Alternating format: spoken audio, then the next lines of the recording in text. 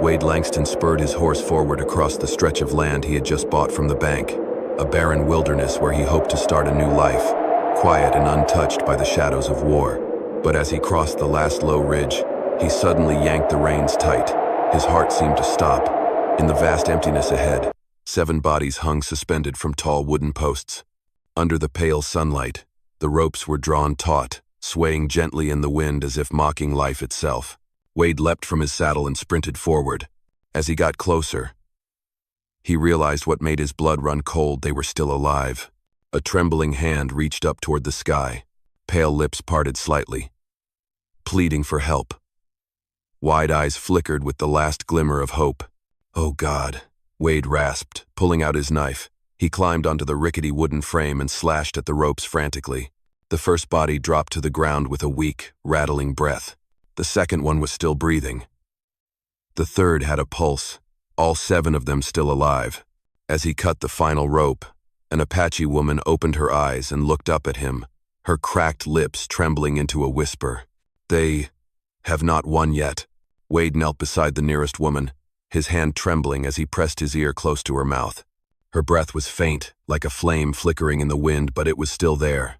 He quickly loosened the rope around each of their necks, checked their pulses, then lifted their limp bodies one by one onto his wagon. There was no time to think, no time to be afraid. Only one truth remained. If he hesitated, those 7 lives would vanish forever. The journey back to the ranch felt longer than any day before. Cold wind bit at his face. Red dust coated his clothes, and the faint moans from the back of the wagon squeezed his heart with every mile. By the time he arrived, Wade was no longer just a rancher checking on his land. He had become the bearer of 7 souls caught between life and death. He lit a fire, boiled water, and tore cloth into makeshift bandages. His hands, once familiar with holding a rifle, now fumbled as they touched the bruises on their necks, wiping the dried blood from their bound wrists. Some remained unconscious, others twitched slightly as the warmth began to return to their bodies. "Hang on.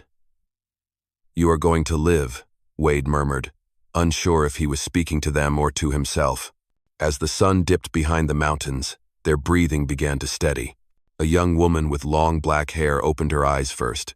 Those eyes, deep, sorrowful, and filled with pain, rested on Wade's face. "Who are you?" she asked, her voice hoarse like wind through a canyon. "I am the new owner of that land," Wade replied. "What happened to you?" She did not answer right away. Instead, she tried to sit up, her gaze falling to the scratches on her wrist. Tears spilled silently as she spoke. They wanted to teach the world a lesson, that Apache women are not allowed to stand up against them. Wade was stunned. He did not need to hear more to understand. The bruises, the ropes, the shame in their eyes all told the story more clearly than any words could. "Who are they?" he asked, his voice growing lower. "The bank, the railroad company, and the proud men in tall hats who think our lives are worth nothing." The room fell into silence. Only the crackling fire and faint breathing could be heard. But inside Wade, another fire had begun to burn, not of pity, but of fury. He did not know exactly what he was stepping into. But one thing he knew for sure: they had survived for a reason. And that reason was now his responsibility. On the second night after their rescue, the fire crackled inside the small wooden cabin. 7 Apache women sat huddled around the stove, hand-woven blankets worn and frayed at the edges draped over their shoulders. Outside, icy wind swept across the empty land. Inside, the silence was heavy. They had remained quiet for days. But now, the truth needed to be spoken. Naira, the eldest, with eyes as dark and deep as the desert night, was the one to speak for them all. Her voice was hoarse, but every word dropped like a stone. "We are not criminals. We are daughters of this land." The story began generations ago. Their ancestors had lived on this land long before borders ever existed. In the year 1851, the tribe signed a treaty with the government, recognizing the land of Red Mesa as their traditional and non-transferable territory. They built homes, planted crops, raised livestock, and lived in peace until the white settlers began arriving in search of silver and railroad routes. They came with papers and smiles, Naira said, her eyes fixed on the flames. But when we refused to sell, the smiles vanished. Frontier Bank and the railroad company began their campaign. They declared the treaty no longer valid, hired gunmen to raid their cattle pens, poisoned their water supply, and burned dozens of huts to force the tribe off the land. When the Apache people protested, the local authorities already bought and paid for accused them of occupying public land and obstructing progress. We organized resistance, Naira continued. No weapons, no violence. We built fences around our ancestral land, raised the tribal flag, and sent letters requesting meetings with officials, but they never responded. Instead, they sent soldiers. One night, before the moon had even risen, soldiers and hired guns surrounded the village. They seized every adult woman, exactly 7 of them, dragging them from their homes in the dark. There was no trial, no official charge, only whips, laughter, and the sentence. Rebels will hang. They wanted to kill our faith, not just our lives, Naira whispered, her voice trembling. They believed that if this generation died, the next would never dare reclaim the land. Wade sat still, his hands clenched into fists. He had seen evil in war, but never had he seen it wear the mask of law so convincingly. There was no doubt anymore this was not just a land grab, this was a cultural purge. And then, Naira looked deep into his eyes. You cut the ropes, and we are still alive. Which means the fight is not over. Wade nodded. In the flickering firelight, his eyes gleamed like tempered steel. No, it has only just begun.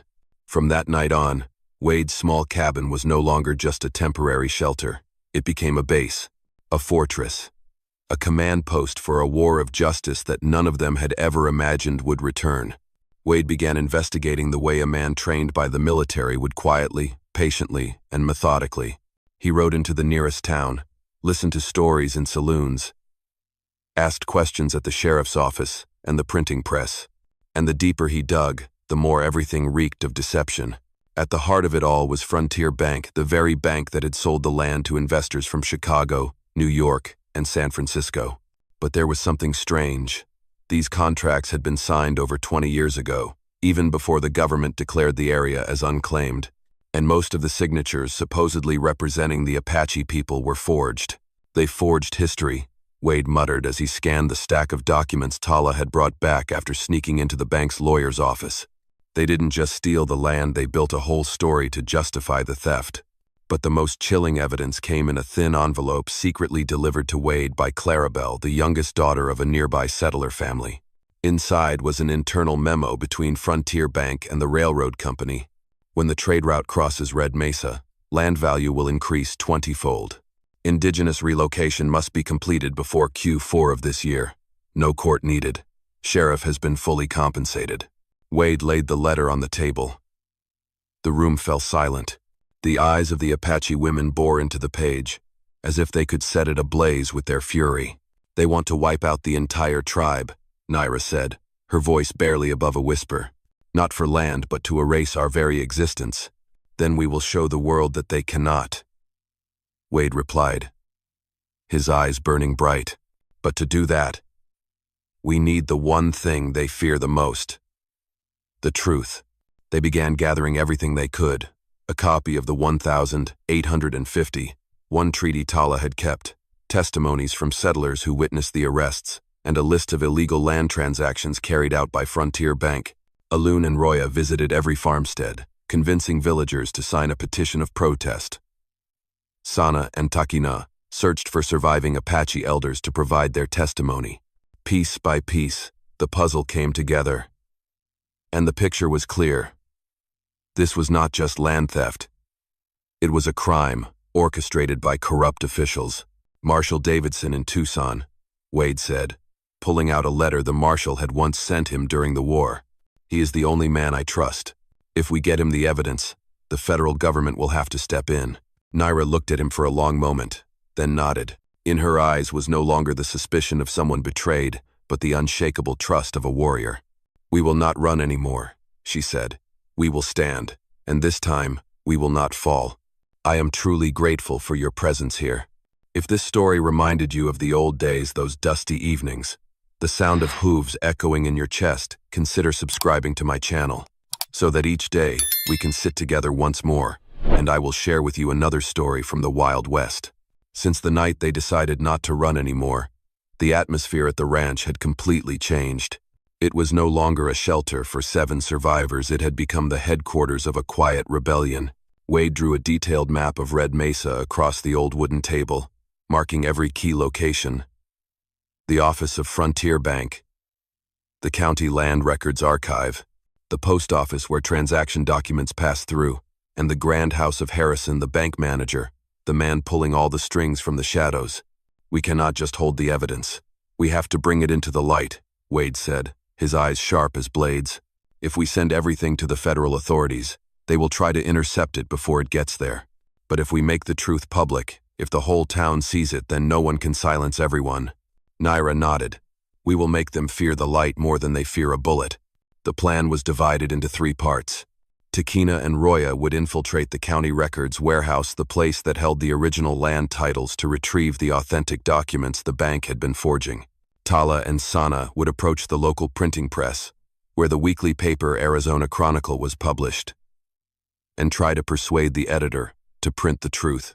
Meanwhile, Wade and Naira would break into the Frontier Bank office to retrieve the one thing everyone needed most, the black ledger evidence of bribes and illegal deals. That night, the sky was moonless. Cold wind swept across the Badlands, as if warning of a storm to come. Takina and Roya moved like shadows through the darkness, slipping past the fence around the records building and picking the lock with a slender wire. Inside, hundreds of papers lay in stacks, and among them were land sale documents bearing forged signatures from Apache elders who had been dead for decades. At the same time, Tala and Sana stepped through the back door of the press office. Old editor Mikhail, a man who once owed his life to the tribe, looked over the documents and sighed. This town's going to blow up over this, but yes, it is time. Wade and Naira faced the most dangerous task. The Frontier office was guarded by hired guns. Wade disabled them with military precision, while Naira tore through Harrison's desk. In a hidden drawer, they found what they had all hoped for, a leather-bound notebook, filled with dates, names of those bribed, and amounts paid. With this, they cannot escape, Wade said, his voice low. Before leaving, he placed a small piece of paper on Harrison's desk. It carried only 4 words: "We are still alive." By sunrise, the entire group had returned to the ranch. The evidence lay spread across the table, each page a blade in the heart of the conspiracy.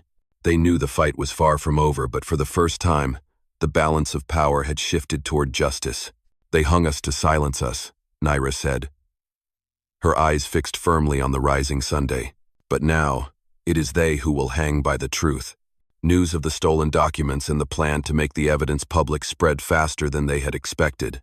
By noon the next day, Harrison received word from an informant at the printing press. His eyes darkened. They want to drag everything into the light? He growled. Fine. Then they will not live long enough to do it. That night, under a thin crescent moon hanging over the Arizona desert, the air at Wade's ranch grew thick with tension. The wind fell still, the horses refused to settle, and all 7 Apache women could feel it. Something was coming. They will probably come tonight, Wade said, checking the barrel of his old but reliable Winchester rifle. And we are not running. They took positions around the ranch. Takina and Sana climbed onto the roof of the livestock shed with bows and pistols. Roya and Alun hid behind the hay wagon. Tala and Naira built a wooden barricade as the first line of defense. Wade, a man who had fought on the front lines, stood at the main gate because he knew that was where the enemy would strike first. And then they came more than a dozen hired guns, led by Harrison and a stranger in a black coat. Jonathan Kessler, the man who had funded the takeover of Red Mesa. Langston, Harrison shouted, his voice slicing through the night like a blade. Hand over those red-skinned savages and the documents, and you might live. Wade let out a cold laugh, his voice like steel. We are not handing anyone over. And we are not afraid to die anymore. The first gunshots cracked like thunder. The ranch erupted into a battlefield. Takina dropped 2 men from the rooftop with her first shots. Sana burst from the shadows, firing a round that struck a man trying to set the barn ablaze. A loon hurled a lantern, igniting a wall of fire that blocked the entrance. Each of them fought not just to survive, but to reclaim their right to exist. Harrison took a bullet to the thigh and screamed for an all-out assault. But Wade, with the instincts of a man who had once fought where bullets fell thicker than rain, led the counterattack. He shot with precision, reloaded with lightning speed, and for a brief moment, the war returned to him, not to conquer this time, but to protect. The battle raged through the night. When dawn finally broke, smoke still lingered in the air, and the ground around the ranch was soaked with blood. 3 men had been captured alive, the rest fled in chaos. Harrison lay sprawled in the dirt, while Kessler was pinned to the ground by Naira tied with the same kind of rope they had once been hung with. "How does it feel to be on the other end of the noose?" she asked, her voice cold as the desert stone. Wade stepped forward, looking down at the man behind it all, his gaze steady and calm. "Justice does not kill in the dark, it brings them into the light." 3 days after the bloody battle, the fields of Red Mesa lay under an eerie stillness. No more hoofbeats sneaking through the night, no more distant torches casting threats across the dark. Only the soft whisper of wind against the wooden fence and the lingering scent of gunpowder in the air, remnants of a night that had forever changed the history of this land. Wade sent an urgent letter to Marshal Davidson, the federal lawman he had once served alongside in the military. In it, he detailed the entire truth, enclosing a copy of the 1851 treaty, the bribery ledger, and a list of victims swindled by Frontier Bank. The 3 captured gunmen were also turned over as witnesses. When Davidson received the letter, his reply was brief: "Keep them safe. I am coming." 2 weeks later, a convoy of armored wagons rolled into Red Mesa, led by the United States Federal Marshals. The government flag fluttered in the desert wind, and for the first time in many years, the Apache people felt that justice was no longer just a distant idea. Davidson dismounted and gripped Wade's hand firmly. "You did what the entire system tried to avoid," he said. "Now let us finish the rest." Harrison and Kessler were handcuffed in front of the entire town, their faces pale as they listened to the charges read aloud. Federal land fraud, forgery, bribery of officials, and conspiracy to commit mass murder.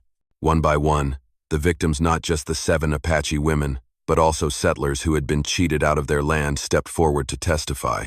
The trial in Tucson lasted for months and became the center of attention across Arizona. The press called it the Trial of the 7 Ropes, a landmark case that exposed the deep web of corruption connecting banks, local authorities, and railroad tycoons. In the end, Harrison and Kessler were sentenced to life in prison, and dozens of lower-level officials were dismissed or prosecuted. But the most important ruling of all, the Treaty of 1851 was reinstated. Red Mesa was officially recognized as Apache tribal land, and all fraudulent claims were voided. The names of those wrongfully hanged were carved into a memorial at the courthouse, ensuring history would never forget what happened here. The day the verdict reached Red Mesa, Wade stood by the old wooden fence, gazing across the vast land that stretched to the horizon. The wind rustled through the fresh green shoots rising from soil once soaked in blood, and he knew this was no longer disputed territory. It was home, it was memory, it was a symbol of justice reclaimed. Naira stepped beside him, resting a hand gently on his shoulder. "We survived, and this time we were heard." Wade offered a quiet smile. "No, Naira. You did not just survive. You won." Spring arrived earlier than usual the following year. The first rains softened the earth, and from soil once soaked in blood and tears, tender blades of grass rose in a vivid green. Red Mesa was no longer a land of dispute.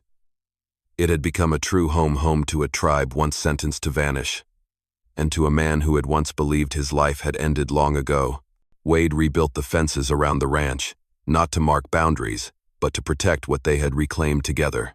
The Apache village rose again along the hillside. Small wooden houses stood where ashes had once smoldered, and kitchen smoke drifted into the open sky once more.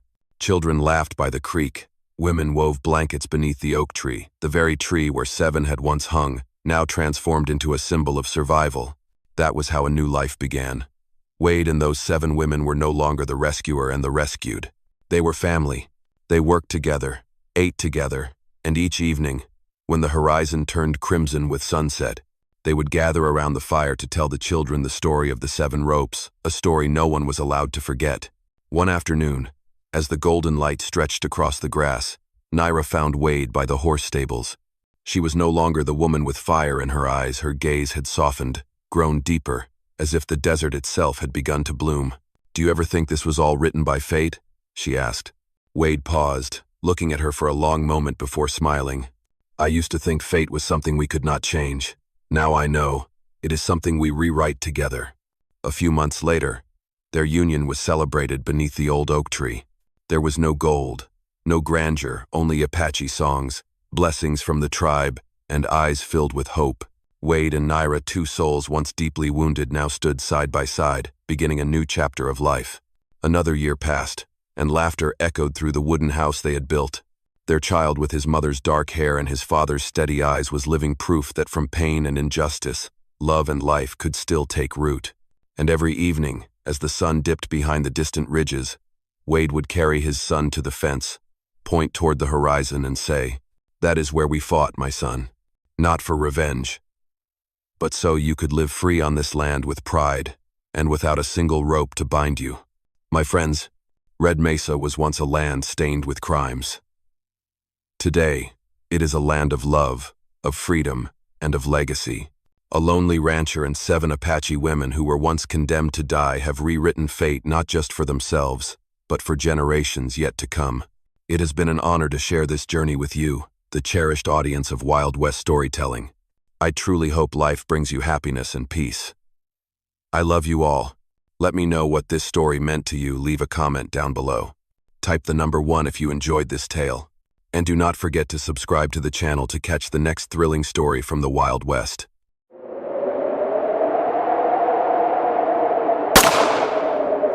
Silas Ward pulled on the reins, bringing his horse to a stop in front of the old wooden gate of the ranch. He expected to see a rotting house and broken fences, but instead, he was stunned by the scene before him. 8 Apache women were hanging from nooses right at the gate. Their bodies swayed in the wind, long hair dangling, faces pale and purple, necks tightly bound by freshly tied ropes. Beneath their feet was a wooden sign driven deep into the cracked, dry ground. "This land is cursed. Step on it, and you will share the same fate." Silas jumped off his horse, heart pounding like a hammer. He climbed the fence, drew the knife from his belt, and cut down the first rope. The limp body fell, still barely breathing. He moved on to the second, then the third. One by one they dropped onto the scorched earth, their eyes barely open, gazing up at him, a fragile mix of pain, fear, and the faintest glimmer of hope. He knew who they were and why they were here, but Silas understood one thing. Someone had hung them there to send a message. A warning. A bloody claim of ownership. Above him, vultures began circling the sky, their shadows sweeping over the ranch gate like an omen. Silas gripped the handle of his knife tighter. He did not know what was waiting behind that rotting wooden door, but something in his gut told him his life would never be the same again. That night, the wind swept through the roof of the old wooden house, carrying the scent of ash and the memories of a long-lost time. In the large room, now blanketed in cobwebs and dust, the 8 Apache women lay still on rough blankets Silas had just laid out. Their breathing gradually steadied, and the purple hue left by the deadly ropes began to fade from their faces. The next morning, as the sun cast golden light over the prairie, the eldest woman, her deep black eyes like bottomless pits, spoke in a raspy voice.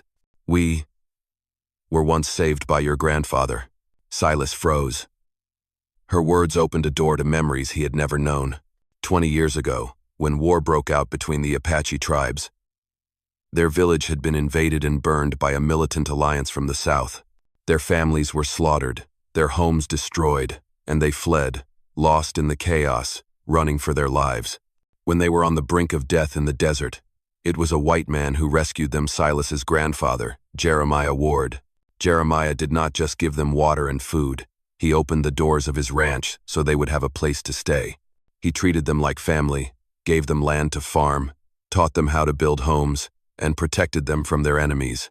He was the first man who did not see us as savages, another woman whispered, tears streaming down her sunburnt cheeks. He called us family, but that happiness did not last. One stormy night, Jeremiah died suddenly. The papers said he fell off his horse and struck his head on a rock, but the 8 women knew the truth was not so simple. They had seen strange men lurking near the ranch days before. They had overheard heated arguments between Jeremiah and a merchant named Victor Hallberg, the man who had tried many times to buy the land and failed. And they had seen a blood-stained coat buried in the stables the morning after. Since that day, they had carried both grief and a vow to uncover the truth about the man who saved their lives. But Hallberg had money, he had power, and he used both to bury what really happened. He bribed the police, falsified investigation reports, and crafted a story about an accident that everyone believed. For 20 years, the 8 women lived quietly here, collecting every shred of evidence they could, a piece of bloodied cloth, a secret mining map, a torn-up threat letter. But it was still not enough to bring down a man like Hallberg. And now, the eldest woman looked at Silas, with eyes filled with both despair and hope. He has come back. He hanged us to clear the way. He wants to erase every witness and make your grandfather's land his own. Silas remained silent for a long time. Outside the window, the wind swept across the scorched fields, like the whisper of a grandfather long gone. And deep inside him, a fire had been lit. This time, Hallberg would not hide his crime behind wealth and influence. Not when Silas was standing on this land. The story the 8 women told was just the tip of a massive iceberg. As Silas began connecting the details they remembered, he realized his grandfather's death had not been some random accident everyone once believed, but a murder meticulously planned down to the smallest detail. Jeremiah Ward was not just a kind man who helped the vulnerable. He was also one of the few people who knew the greatest secret of this land. A massive gold vein buried deep beneath the ranch. Jeremiah had kept that secret his entire life, refusing every offer to sell the ranch even as Victor Hallberg raised his price year after year. Gold is not worth selling your soul, Jeremiah once told his friends. That refusal was what signed his death warrant.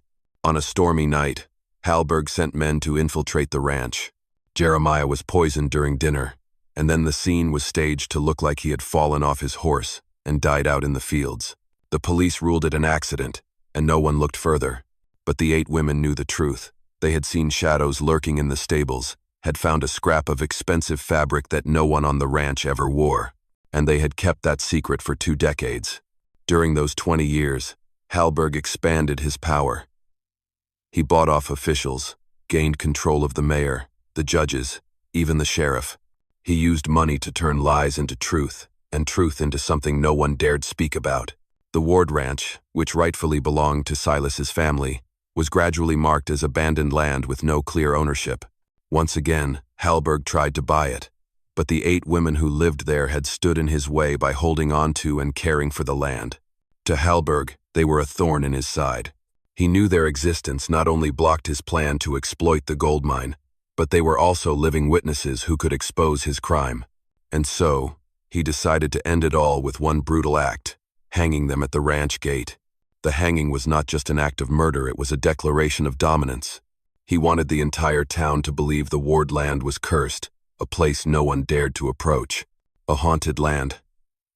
A dead zone perfect for him to mine the gold in secret, without drawing attention. Silas said nothing as he listened to the story. Every detail cut into his heart like a blade. His grandfather had died protecting this land. The 8 women had lived in fear for 20 years to preserve the truth. And now, he, the one who carried the Ward blood, would be the one to finish the war his grandfather died trying to start. Outside, the blood-red sunset soaked the entire horizon. Silas clenched his fists, and for the first time in years, the look in his eyes was no longer that of a confused heir, but the gaze of a man preparing for a fight to the death. 20 years is a long time to carry pain, and even longer when you are bound to a vow yet to be fulfilled. For the 8 Apache women, every passing day on this land was a silent battle, not fought with guns or blood, but with patience and a deep, unrelenting fury. After Jeremiah Ward's death, Victor Hallberg wasted no time expanding his reach. He bribed nearly every part of the local government from the land registry office to the courthouse and even the sheriff himself. Vital records of ownership vanished from archives, and the geological maps showing the gold vein beneath the ranch were stolen in a break-in no one ever investigated. To the town, Jeremiah's death was just a tragic accident, and the land slowly fell into the category of abandoned property with no legal heir. But Halberg had not counted on one thing. 8 living witnesses still remained. They did not run. They did not surrender. They stayed, planting crops in the soil, rebuilding the fences, and keeping the flame of memory alive through the scorching summers and relentless rains. Each of them had a task. One woman traveled across the nearby towns, searching for anyone who had seen Halberg with Jeremiah the night he died. Another quietly gathered information on suspicious land transactions. One secretly photographed forged court records. Another traced the trail of bribe money through bank records. Even so, their fight was like battling a monster with 100 heads. Every time they found a new lead, Halberg bribed another official, made another piece of evidence disappear. Each time they got a step closer to justice, he pushed them 2 steps back. And for 20 years, no one dared to stand with them. Until he began to feel fear. He knew those 8 women were not just survivors, they were a curse on his future. If even one of them ever found the right lawyer, or met a ward heir with the courage to fight, the entire empire he had built on blood and greed would come crashing down. So Halberg chose to end everything in the cruelest way possible. He hired 10 men loyal enforcers who would do anything for money. This time, their job was not to kill quietly like before. Their mission was to send a message, to hang the 8 women right at the ranch gate, where anyone passing by would see.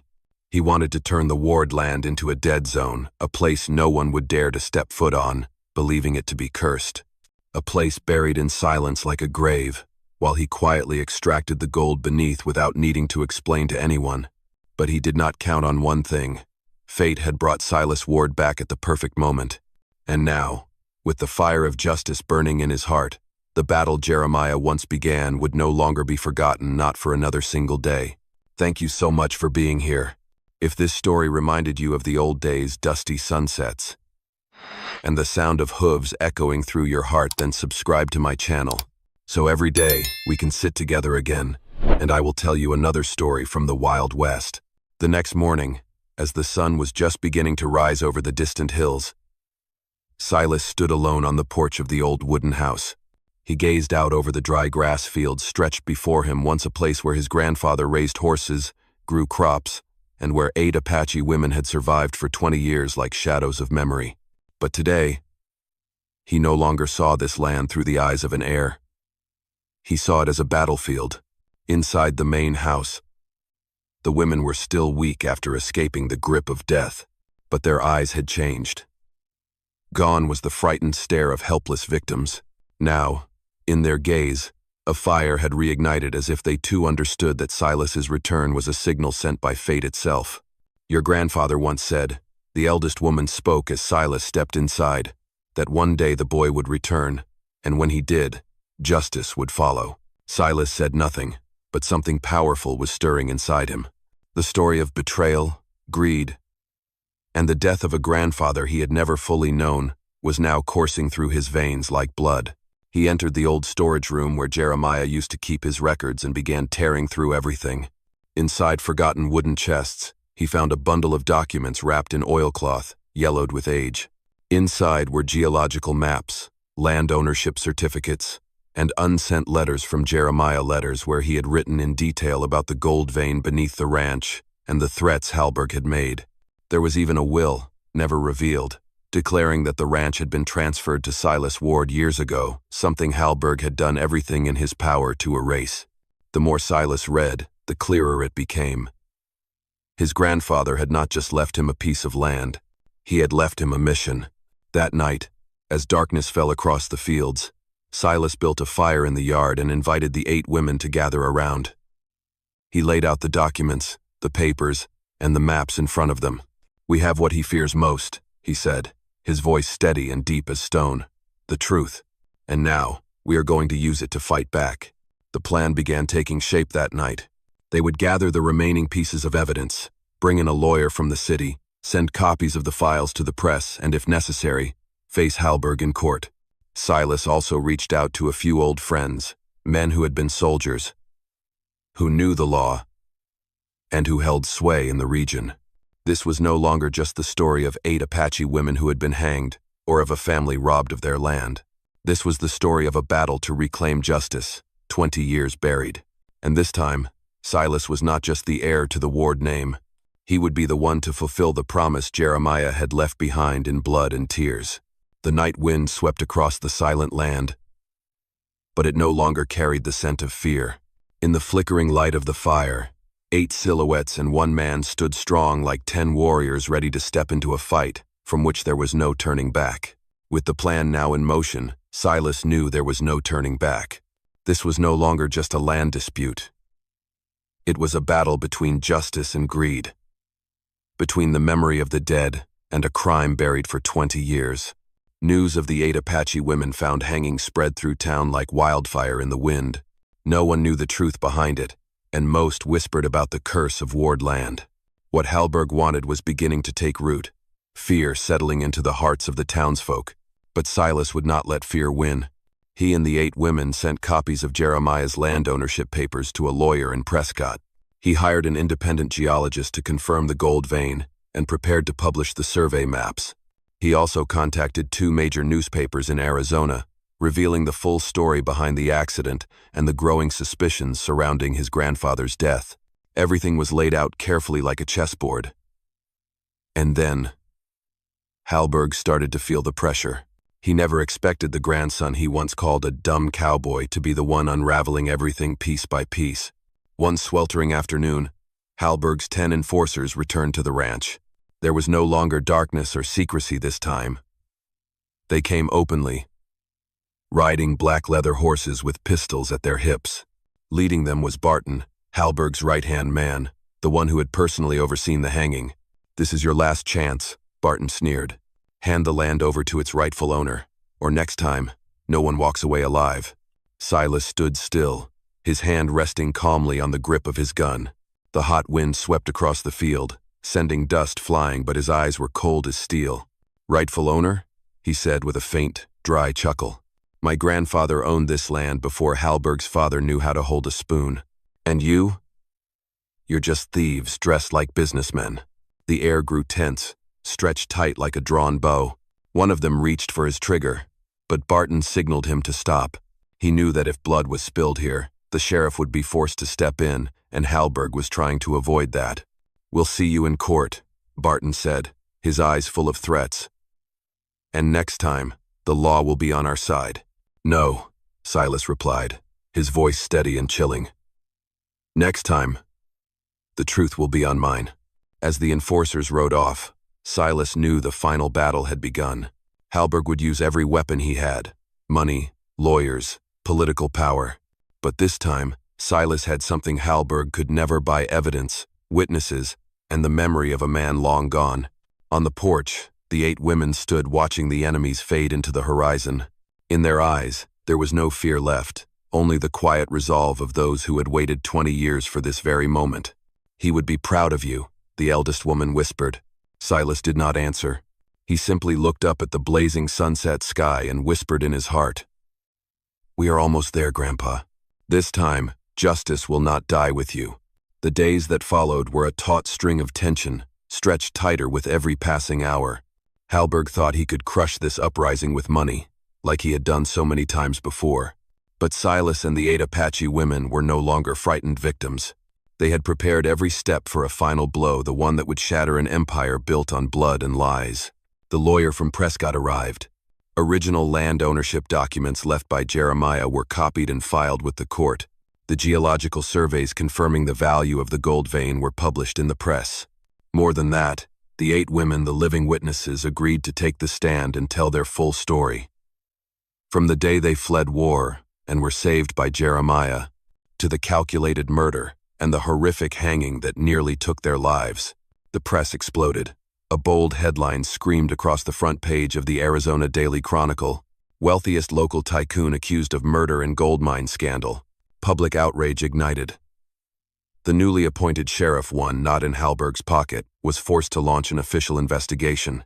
And as the evidence Silas had gathered came to light, bank bribe records, copied mining contracts, Sworn witness statements, the wall of power Hallberg had spent 2 decades building began to crack. The first trial took place in a courtroom packed to the walls. Hallberg walked in, no longer the smug, untouchable businessman, but a sweating man beneath the scornful eyes of the crowd. On the other side, Silas stood beside the 8 women, his back straight, his gaze unwavering. They had waited 20 years for this moment. One by one, the evidence was presented. One by one, the witnesses took the stand. No more rumors, this was cold, hard truth.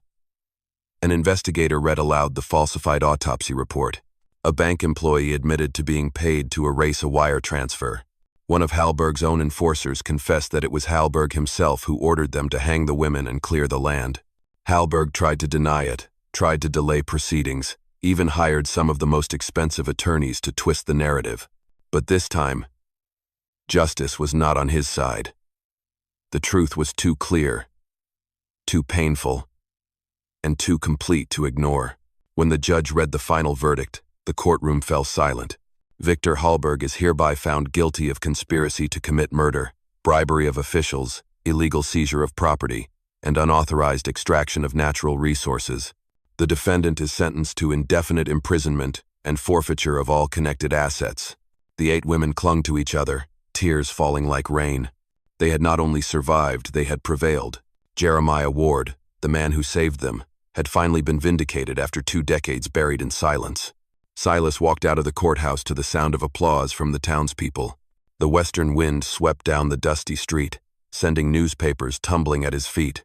Inside him rose a lightness he had never known before. The war his grandfather began was now over, and justice had finally won.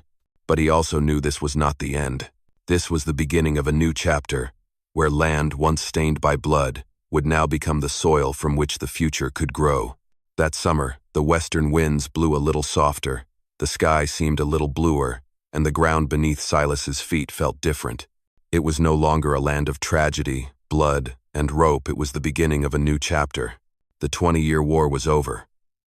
Victor Hallberg had been convicted, his assets seized, and the Ward Ranch was officially recognized as the legal property of Silas's family. But for Silas, that victory was not a destination. It was a responsibility. On the day Hallberg was sentenced, Silas returned to the ranch as the sun dipped behind the mountains. The old house still stood, dark shingles on the roof, scratched wooden fences, and dry grass swaying gently in the breeze. But where fear once lingered, laughter now echoed. The 8 Apache women who had once hung at the gate were now beside him, rebuilding the stables, replanting the fields, and mending the roof with their own hands. They were no longer ghosts of the past. They had become the soul of this land. Each one took on a role, caring for the horses, stitching saddles, teaching Apache children to read and farm. Some evenings, when the golden sunset bathed the fields, their voices carried in the wind songs that no longer spoke of sorrow, but of hope. Silas, too, had changed. He was no longer the wandering man without a path. Now, he rose before dawn, working alongside the women his grandfather once saved. Every nail driven into a fence post, every tree planted into the soil felt like a silent promise to the man who had come before him. "I did it, Grandpa." One afternoon, the eldest woman approached him. She placed in his hand an old, worn piece of cloth. Inside it was a silver badge, something Jeremiah once wore on his chest.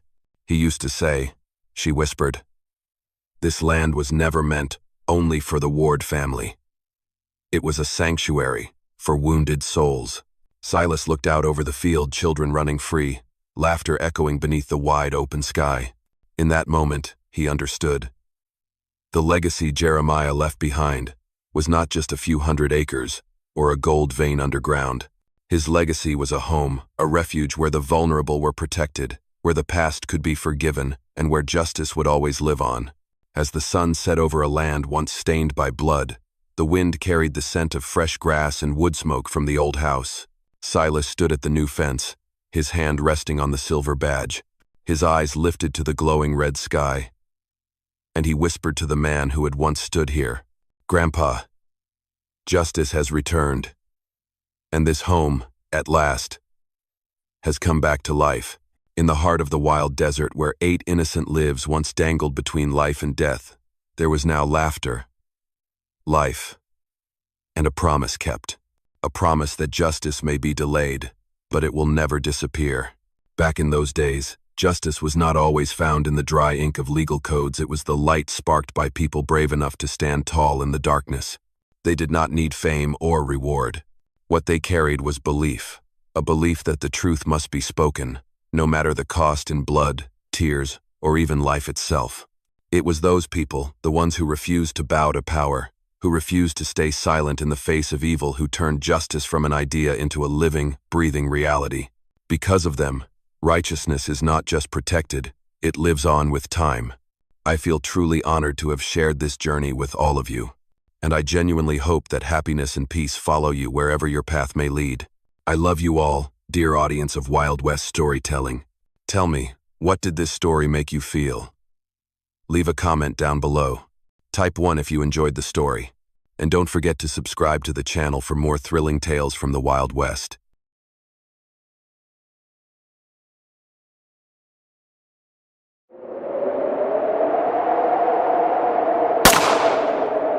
The church bells echoed, pulling the entire town toward the square. Through a haze of golden dust, two Apache sisters, Nahara and Ciala, were dragged out of their cramped cell. Their hands were tied, their feet bare, and their clothes torn to shreds. Their sun-kissed faces were smeared with dust and dried blood.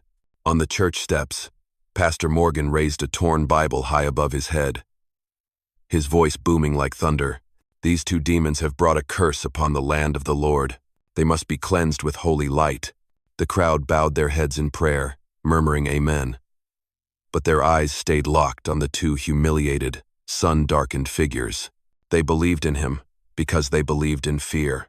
No one knew that the night before, when Nahara had stepped into the church begging for water and bread for her sister, it was Pastor Morgan who locked the door behind her. He had said the Lord was testing her faith, then reached out to touch her body. Nahara fought back. She scratched his neck and tore his robe before escaping. This morning, the red marks on his neck and the ripped robe were hidden beneath a white holy cloth. He told the town it was a sign from God after a battle with evil. The sheriff stood at the edge of the square, hat in hand, his eyes dull and tired. He did not believe it all, but he also did not dare speak. Only the wind, dry and cold, swept across the faces of the two Apache sisters. Nahara looked straight at the crowd, her eyes asking for nothing. She spoke softly, her voice rough and low. "If your God truly has eyes, then he will know who the demon is." At noon, the sun scorched like fire from above. The entire town of Dust Haven gathered around the square. A large wooden cross had been raised early that morning, rough, splintered, buried deep in the cracked, dry earth. Pastor Morgan stood in the center, his white robe billowing in the dusty wind, holding a tattered Bible high. From atop the wooden platform, his voice rang out with power. "O Lord, behold this filth. These two bodies carry unholy spirits that defile your sacred land." The two Apache girls were dragged forward. Nahara, tall and proud, kept her head high. Ciala, thinner, trembled, but tried to stay composed. The men looped ropes around their necks and hoisted them up, two bronzed figures shining under the sun, their bare feet dangling, swaying in the wind. The villagers' prayers mixed with the creaking of rope against wood, sounding like a demon's litany. An old woman wept as she threw a tiny wooden cross into the dirt, murmuring, "May God forgive them." A young boy, pulled away by his mother, turned back for one last look at the two women struggling in silence. Nahara did not scream. She did not beg. She simply looked down at Pastor Morgan, and that gaze made him falter. For a moment, he remembered the scratch marks she had left on his neck, red as fire, reminding him of the sin he committed that night. But he pushed it down and shouted, "Burn the wicked spirits with the flames of faith." They brought the torches. Firelight danced in Morgan's wild eyes, glowing like a man drunk on power. The wind picked up. Dust and ash swirled thick around the two crosses. The burning light made the sweat on the Apache girl's skin glisten like heated copper. The sheriff stood at the edge of the crowd, one hand resting on the grip of his gun. He watched the scene unfold, a knot tightening in his chest. He remembered the battlefield, where men were also hung, and it too had been called justice. He heard someone in the crowd whisper, "If this is faith, why does it feel so much like cruelty?" A horse neighed sharply, drawing all eyes to the end of the dusty road. A man on horseback approached, his shadow stretching long across the scorched ground. Elias Kane, the lone cattleman, dismounted slowly. His old duster coat was soaked with sweat, and his gray eyes were cold as stone. The crowd parted. He looked up at the two crosses. His lips moved not in prayer, but in a hoarse murmur. I have seen evil on the battlefield, but I have never seen it wear a white robe like it does today. The wind howled across the square. Dust curled in the air. The fire began to fade. Pastor Morgan turned, furious. "Leave, heathen. This is the Lord's work." Elias did not answer. He just stared straight into his eyes. In the strange yellow light of midday, the silence between the two men weighed heavier than any church bell. And from that moment on, Dusthaven began to crumble piece by piece of faith, drop by drop of humanity. Golden dust still swirled across the square as Elias Kane stepped onto the old wooden platform, where Pastor Morgan stood holding the cross above his head like a symbol of judgment. His eyes were wild with rage, his hands trembling with fear. But the crowd behind him still bowed their heads, still convinced they were witnessing a sacred ritual. Elias removed his hat and set it on the ground. His voice was low, dry and rough like desert sand. If God is truly here, then he has already turned his face away. Murmurs rippled through the crowd. A man shouted, "He is defending demons." A woman screamed, "Do not listen to him. This is a test from the Lord." Morgan lowered the cross and stepped forward, his voice thundering through gritted teeth. "Heathen, how dare you insult holy justice?" Elias looked him straight in the eye, unblinking. "I have seen the justice of God, and it never looked like women hanging in the Sunday." That sentence froze the entire square. Only the creaking of ropes and the ragged breaths of the two Apache women remained. Nahara, her sun-darkened face and deep black eyes, looked down at the stranger. For a moment, their eyes met a glance between someone who had survived hell and someone who had been worn down by loneliness. Ciala still hung beside her, lips turning blue, her breath growing faint. Elias turned to the sheriff, speaking softly but firmly. "Cut them down. If there is sin here, it is not on their shoulders." The sheriff lowered his head, his voice hoarse. "I cannot. The crowd would kill me." Elias fell silent. He knew that kind of fear. It was the same fear that had sent thousands to meaningless deaths in the war. Morgan stepped closer, pointing the cross directly at Elias. "If you defend them, then you stand with evil." Elias replied, his eyes never leaving Morgan's.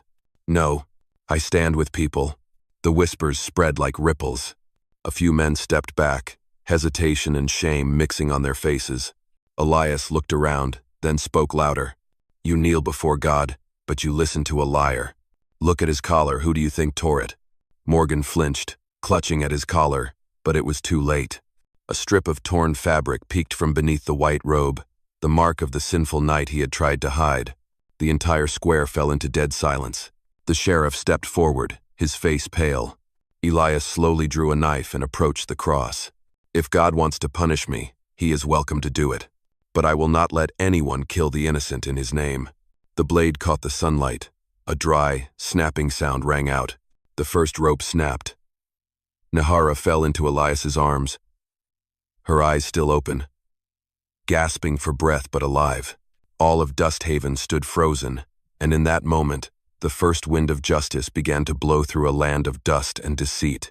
When the first rope snapped, the entire square of Dusthaven seemed to explode. Some screamed, others scattered, while Pastor Morgan stood frozen, clutching the Bible in his hands, hatred burning in his eyes. "Seize him! He is defying the Lord," Morgan shouted, his voice hoarse and furious like a wounded beast. Two men charged forward, swinging clubs. Elias turned, his Colt drawn in a flash. A single gunshot rang out. The bullet struck the ground between them, kicking up a cloud of dust. The crowd stepped back. No one dared take another step. The sheriff stepped forward, hand on his holster, his voice low and heavy. "Elias, put the gun down. I do not want to see blood spilled here." Elias did not look at him. He simply replied, softly, "No blood is more tragic than the blood spilled by silence." He turned to the second cross. Ciala still hung there, her face pale and blue, her eyes barely open. Dust and tears mingled at her feet. Elias dropped to one knee, raised his knife, and cut the second rope. Her heavy body fell, and he caught her, wrapping his old coat around her. Nahara, still dazed, crawled closer, her voice weak. "Is she alive?" Elias nodded, though his eyes glistened with tears, still breathing. "But she will not last if we stay here." Whispers rippled through the crowd. A few women lowered their eyes. A child sobbed quietly in his mother's arms. Faith had begun to crack like dry earth after the first rain. Morgan backed away, gripping his silver cross, his face flushed red. "Blasphemers, you will all be cursed. He is the one who brought darkness to this town." Elias turned, his gray eyes like steel. "If God wants to punish someone, he will do it in silence. But your shouting only proves that you are afraid." He sees the sin inside you. The square fell silent. The wind howled past the two now empty crosses. Finally, the sheriff stepped forward and sighed. "Take them away, Elias." "I will say that. I gave the order to stop the ritual." Elias looked at him, then gave a solemn nod. He lifted Ciala into his arms, her weight heavy like the burden of the entire town. Nahara followed, staggering, still trying to shield her sister. They passed through the crowd, through those who had once cried amen but now could only lower their heads. Morgan remained where he was, mumbling prayers, his eyes hollow like a man whose soul had vanished. As Elias reached the edge of the square, he stopped and turned, speaking slowly, each word clear. "You just killed your own faith. But do not worry. Sometimes God chooses the dirtiest hands to teach the world what mercy looks like." The wind kicked up a swirl of dust. The church bell rang one last time, slow, heavy, and sorrowful like a confession. "Thank you for staying with me. Let me know where you are listening from. And if this story touched your heart, please consider subscribing to the channel to support me. I truly wish you peace and happiness wherever you are hearing this story. Night fell over Dusthaven like a heavy blanket draped over a corpse. The wind carried the scent of smoke, sand, and the shame everyone tried to bury. The church stood silent, lit only by the flickering candlelight from Pastor Morgan's quarters. Inside, he crouched beneath the cross, a white bandage wrapped around his neck. Eyes wild and hollow, he mumbled meaningless prayers, as if trying to drown out the sound of guilt echoing in his head. Far outside the town, in an abandoned wooden cabin, Elias had built a small fire. Nahara sat close, her sun-darkened shoulders trembling slightly, while Ciala still lay unconscious, her breath faint and shallow. Elias wrapped another blanket around her, pouring a few drops of water from a flask into her mouth, his voice hoarse. "Hold on, little one. I will not let them take another life." Nahara looked at him, eyes burning dark with fire. "Your white men, they say God's name every time they kill. But you are not like them." "Why?" Elias answered slowly, his voice heavy with sorrow. "Because I once killed in the name of God. And I still hear their voices in my sleep." Back in town, the sheriff could not sleep. He put on his hat, picked up a lantern, and walked quietly toward the church. On the wooden steps, an altar boy sat curled up. When he saw the sheriff, he trembled, then held out a torn piece of cloth stained with dried blood. It got caught on the Apache woman's hand. When Father Morgan pulled her into the sanctuary that night, the sheriff took it, his hand trembling. The lantern light revealed a strip of white, stitching the same fabric as Morgan's ceremonial robe. From behind, a young deacon stepped out, his face pale as ash. "Sheriff, I cannot stay silent anymore. Father said it was God's command, but there is no scripture, nothing in the Bible, that allows hanging women on a cross. I looked everywhere." His voice cracked as he looked down. "I am scared, but I know. We just witnessed a crime." The sheriff said nothing. In his mind, he saw again the two bodies swaying under the sun and heard Elias's words. "No blood is more tragic than the blood spilled by silence." He turned on his heel and walked into the pastor's chambers. The air reeked of sweat, burnt candles, liquor, and guilt. Morgan looked up, his eyes bloodshot. "Sheriff, we must protect the faith. That Apache girl, she is evil. Can you not see? The sheriff threw the torn cloth onto the table, his voice cold as steel. The devil does not leave fabric from a holy robe behind. Morgan went pale. His lips trembled, but no words came. Outside, the wind howled across the porch, rattling the church bell, a sharp, jarring sound like a verdict. And deep inside the people of Dusthaven, faith began to crack like dry ground. And from those cracks, the first seed of justice began to rise. That night, the wind changed direction. From the church, the bell on the roof gave out dry, hollow chimes like the final breaths of a dying faith. The sheriff held a lantern as he knocked on Pastor Morgan's door. The door creaked open. The room reeked of alcohol and candle smoke. Morgan sat slumped at the table, eyes sunken, robe wrinkled. Beside him was a Bible soaked in whiskey, and a half-hidden gun beneath a white cloth. He looked up, his voice hoarse. "Sheriff, are you here to confess or to condemn?" The sheriff replied, the lantern light casting deep shadows across a face worn by the years. "I came to hear the truth, Morgan, because even God must be tired of lies by now." Morgan let out a dry, broken laugh. It cracked like shattered glass. Then he dropped his head, his shoulders trembling. "I only wanted forgiveness. Do you understand?" She stood there, right in the middle of the church, looking at me like she could see through my soul. I was afraid. I was afraid her eyes knew everything I tried to hide. He stood, stumbling toward the wooden cross on the wall, reaching out with a trembling hand to touch it. I only meant to touch her, just to silence her. But then, the real devil showed itself in me. "Sheriff," I heard it whisper, "make her disappear, and God will forgive you." The sheriff clenched his fists. In the dim lantern glow, he saw a man who had torn his own soul in two, one half trembling in fear of judgment, the other drunk on the power of being worshipped.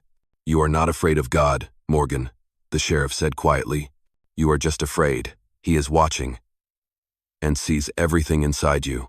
Morgan broke down, collapsing to the floor in tears. "I was wrong. But they believed me. The whole town believed me.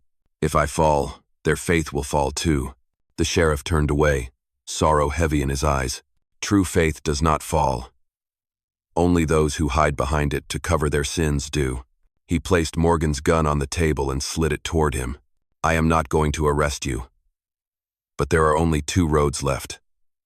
One leads to justice, the other to the one you keep calling Father." Morgan looked up, tears mixing with a twisted smile. Maybe he turned his face away long ago. As the sheriff stepped out of the church, the wind howled, whipping out the candlelight, plunging the room into darkness. Outside, the empty crosses still stood in silence at the center of the square. Their shadows stretched across the sand, like open wounds, yet to heal. The sheriff looked up at the sky and whispered, "If you are truly here, please bear witness." The final bell rang not a prayer, but a lament from a land that had just lost its soul. Dawn settled over Dusthaven with a pale, hesitant light, as if afraid to shine truth on the town. The church bell rang no more. Only the dry wind swept through the two empty crosses in the square where once the fire of false prayers had burned bright. The sheriff stepped out from the shadows, his coat fluttering lightly in the breeze. Deep lines of fatigue were carved into his face, but his eyes were unusually clear. In his hand, he held Pastor Morgan's Bible, now soaked with liquor, its pages singed at the edges. The townspeople gathered slowly, cautiously, in silence. Faces that once cried Amen with fevered faith now bowed low, avoiding each other's gaze. Morgan was dragged out of the church. He no longer wore his white robe, just a worn-out man, bearded, hollow-eyed, a bandage still wrapped around his neck. He looked up at the crowd, his voice cracked and weak. "What will you do? Without me, you would not even know who to believe in." The sheriff stood tall, his voice firm as stone in the wind. "From now on, Dusthaven does not need a liar to find its way to God." A stir passed through the crowd. A woman broke into tears, and another fell to her knees. The sheriff raised the burned Bible high. God does not ask for blood to prove faith, and there is not a single word in this book that allows a man to kill in his name to silence the weak. He threw the book to the ground. The desert wind kicked up dust around it, as if trying to bury the sins of the whole town. From the far end of the road, Elias appeared, leading his horse slowly. Ciala lay across the saddle, still weak, but her eyes now open. Nahara walked beside her, shoulders solid as bronze, her gaze no longer afraid. The three of them stopped in the center of the square. Morgan stepped back, trembling. Elias looked at him, voice low and rough. You hung them to save your own soul. But God does not save those who cleanse their sins with the pain of others. Morgan collapsed to his knees. The crowd was silent. The sheriff signaled to two men to lead him away from town. No one followed. No one blessed him. Only the wind closing the door behind him sounded like a final verdict. Elias bowed his head to the sheriff. Thank you for keeping a little light alive. The sheriff answered quietly, his eyes on the two women who stood strong and free. Not me. It was them who saved this town. Nahara lifted her face to the morning sun, the first light catching in her deep black eyes. Your God may forgive, but this land, it will remember. The wind rose, circling dust around the two crosses. A few women stepped forward, placing wildflowers at their base. Dusthaven was silent, but in that silence, something within its people had awakened a faith that no longer needed guns or crosses to prove itself. That spring, Dusthaven seemed to shed its old skin. The dust began to settle. Fresh grass pushed through along the creek banks. After long days of ash and tears, the land felt like it was breathing again, slowly, but honestly. On the western hillside, where once there had only been wind and stone, now stood a newly built wooden cabin. With their own hands, Elias Kane and the two Apache sisters, Nahara and Ciala, had carved every plank, chopped every tree, raised every beam beneath the blood-red sunsets. Now the house stood firm, rooted between earth and sky, its windows facing the rising sun, a thin trail of smoke rising from the chimney like a whispered prayer. At dawn, Elias brewed coffee on the porch. Nahara carried water from the well, cold droplets running down her sun-darkened arms. Ciala was planting seeds in the soil out front, her black hair dancing in the wind, lips humming an old Apache song, deep and warm, like the voice of the earth itself. No one spoke of Dusthaven anymore. That town was just a distant shadow now, a place where people learned that faith does not live in a cross, but in how one treats those who have no power. As the sun dipped behind the hills, they sat side by side on the wooden steps, watching horses run through the valley. Golden light spilled across Nahara's hair, firelight reflected in the deep eyes of Ciala. Elias said softly, I once thought I would die alone in the desert, but it seems God has his own sense of humor. Nahara smiled, her gaze both strong and warm. Maybe he does not send miracles from the sky. Maybe he just sends people to each other. That night, the wind was gentle. They shared dinner under the glow of a lantern, laughter weaving through the smell of new wood and wood smoke. Elias looked at the two women, strong, scarred, and survivors of hell, and realized they were the last miracles left in this world. Behind the cabin, two old crosses had been placed upright again, now surrounded by wildflowers. Carved into the wood, in ancient Apache script, were the words, where people remembered how to believe in kindness. Elias looked up at the star-filled sky and said quietly, I finally found home. Nahara tilted her head, the wind brushing through her hair, her voice barely louder than breath. So did we. Three silhouettes sat on the porch, the lantern casting a warm glow into the western night.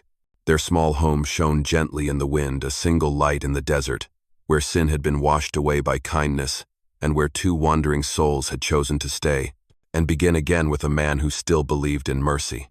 My friend, there are lands that once burned with hatred, but sometimes all it takes is a hand reaching out, and that fire turns into light. Kindness does not need a Bible. It does not need a witness. It lives in the way one person dares to stand with the weak, even when the whole world turns away. In the Wild West, bullets might make men bow their heads, but only compassion makes them lift their eyes. Because sometimes, saving one small life is how we save what is left of the human in all of us. I truly hope that wherever you are listening from, peace and happiness are with you. I love you, my dear audience of Wild West storytelling. Tell me how you felt about this story. Leave a comment down below. Type the number 1 if you enjoyed it. And do not forget to subscribe to the channel for more gripping Western tales coming soon.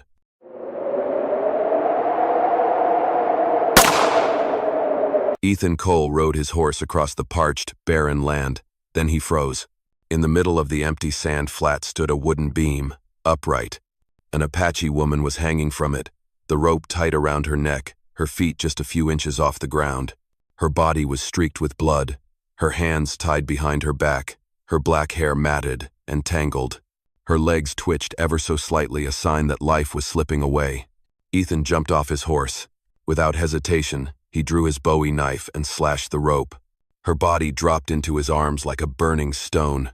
Her breath was so faint, he had to press his ear to her chest to hear it. Her heart was still beating barely, but beating. He poured water into his palm and lifted her face. Her eyes opened deep, dark eyes, blazing not with gratitude, but with fury. She shoved his hand away, her voice hoarse, full of fire and the raw shame of what she had endured. "Are you trying to violate me?" Ethan froze. He said nothing. He just stared at the rope still swaying behind her like an accusation, like a whisper from death itself that had just been interrupted. He gently set her down, letting her rest against the wooden post. She tried to stand, but collapsed. He stepped forward, but she raised a hand to stop him, her gaze sharp as a blade. "I can stand on my own." She pushed herself up again, trembling but proud, then turned and walked off into the sunlight, leaving a trail of blood in the sand. Ethan watched her go. He did not follow. But he could not walk away, either. The wind swept through, covering her footprints with dust, and he knew. Their story began the moment she refused to be saved by him. The afternoon sun draped over the desert like a blazing red cloth, stretching all the way to the horizon. Heat shimmered off the sand, making the air ripple like boiling water. Ethan Cole pulled his hat lower, one hand gripping the reins, his eyes fixed on the Apache woman struggling to walk straight through the giant sea of fire. She staggered forward, the rope burn around her neck still deep in purple. Every breath she took felt like fire in her lungs.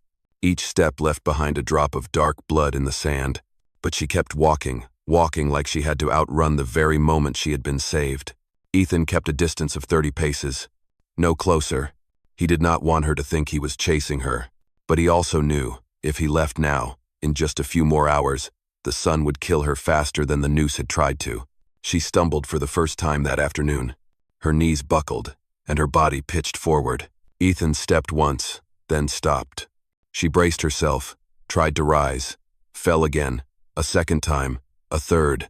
The fourth time, she slammed her hands into the sand, furious, desperate, and too proud to allow herself to be weak. Ethan took a deep breath, then quietly placed a water pouch and a piece of hard bread on a nearby rock. He did not touch her, did not say a single word. When she looked up, eyes red from the sun, he had already stepped back to the original distance. She stared at the water pouch like it might be a trap, but her lips were so dry they had cracked and bled. In the end, she reached out, took it, and drank in slow, careful sips. Ethan looked the other way, not out of shame but because he understood. Even the strongest people have moments they do not want anyone to witness. Dusk fell, and the desert wind grew stronger, carrying cold air down from the cliffs. She collapsed again. This time, she could not get back up. When Ethan approached, she still raised a hand to stop him. "Do not touch me."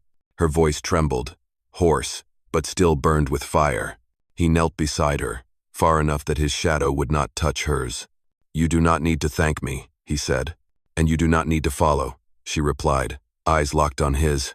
"I know," he exhaled, "but I saw them hang you. If they come back, I will die alone." She cut him off. "Even death must be mine." Her words were sharper than any blade, and they left Ethan silent for a long time. As the air turned icy, he built a small fire beneath a large rock for her to keep warm. Then he walked away and set up his own camp, exactly 30 steps away. Just like during the day, night fell. In the darkness, only 2 small fires flickered, separated by a sea of sand and cold wind.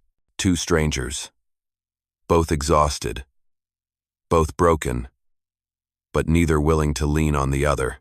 Before closing his eyes, Ethan looked at her fire dancing in the dark and whispered to himself, "If she is still alive tomorrow, I will keep walking 30 steps behind." That night, the desert was as cold as iron, but between the 2 fires, A thread-thin connection as fragile as smoke began to form, even as they both tried to deny it. The sun rose early, pouring down onto the desert in a blinding white light that cut like blades. The night had been so cold that dew clung to the sand, but within minutes, the heat made everything vanish into steam. Ethan Cole was up first. He snuffed out the fire with sand, then looked toward the other flame. The Apache woman, Taya, was still there. She had not slept. She did not lean against anything. She just sat upright, staring east, where the sun had just risen behind the red rock ridges. Her neck was still swollen, the dark bruising reaching all the way to her shoulder. But in the morning light, her face carried a strange kind of strength, as if life itself had refused to let go of her. She stood, staggered, but she managed to stay up. Ethan said nothing. He saddled the horse, then stepped back, keeping his distance exactly 30 paces. Taya began to walk. She did not look at him, did not say a word, but her steps today were steadier. By midday, the sun scorched so intensely that even shadows seemed like a luxury. Ahead of them, a steep rock wall rose up, with a narrow hollow at its base, just wide enough to block the sunday. Taya entered first, panting, and dropped onto the hot sand. Ethan stayed outside, hesitated, then stepped in, but only halfway. He set a water pouch down on the stone floor, then backed off. She glanced at him. Her gaze, no longer filled with complete hatred, softened now with just a hint of wary acceptance. Just a hint. "Sit," she said softly. "I am fine out here. The sun will kill you before it kills me." Ethan looked up at the mocking sun hanging in the sky. She was right. He stepped into the hollow and sat a few meters away from her. In the afternoon, when the desert winds picked up, they needed a fire to keep from freezing. Ethan pulled out his flint and tried to spark a flame. His hands trembled slightly. Too many sleepless nights, too many old wounds. Taya watched for a moment, then reached for the fire starter. 2 quick strikes, the fire sprang to life. He blinked, surprised. "You are better at this than I am." "I have lived out here since I could walk," she said. They sat in silence, staring at the fire. Night was falling fast. The cold wind rushed down the canyon like the breath of darkness. Ethan handed her a small jar of ointment. "For the bruise on your neck, it will help with the pain." Taya hesitated, then took it, but did not use it right away. She looked at him, her voice hoarse but steady. "Why do you keep helping me?" Ethan replied without pause. "Because when I cut that rope yesterday, I saw life in your eyes, not surrender." She tilted her head, her dark eyes as deep as a lake. Then she opened the jar and gently applied the salve to the bruise on her neck. Her strong hands trembled slightly, but Ethan said nothing. He just sat there, watching the fire, as if guarding the silence she needed. After a while she exhaled. "Do not think saving me means I owe you. I never thought that." "Good," she said, her voice turning cold again. "Because I will never belong to anyone." Ethan pressed his lips together. He did not argue. He just looked out toward the faint path ahead in the darkness and quietly said, "Then I will just walk 30 steps behind you, to see how far you can go." That night, the fire burned longer. The wind howled harder. 2 people, one trying to keep distance, the other trying to break every connection, sat side by side like 2 stars destined to travel together. And out in the cold desert, the space between them began to shift, even if neither of them was ready to admit it. Sunset fell over the desert. The sky turned red and purple, while the sand glowed like scorched copper. Taya and Ethan sat across from each other in the narrow hollow, the fire flickering between them as if eavesdropping on a conversation neither of them was ready to have. Taya had been silent for a long time. She traced spirals in the sand with her fingertip, like she was trying to bury the memories boiling up in her chest. Ethan sat slightly to the side, cleaning his Bowie knife. He tried to keep his distance, but with every passing second, that distance grew harder to hold. It was she who broke the silence first. "Why were you there that day?" Ethan paused.